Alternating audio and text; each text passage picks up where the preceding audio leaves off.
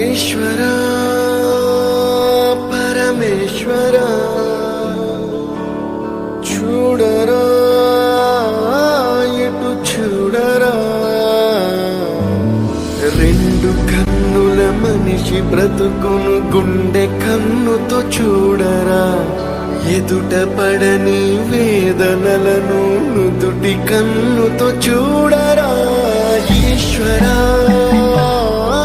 పరమేశ్వరా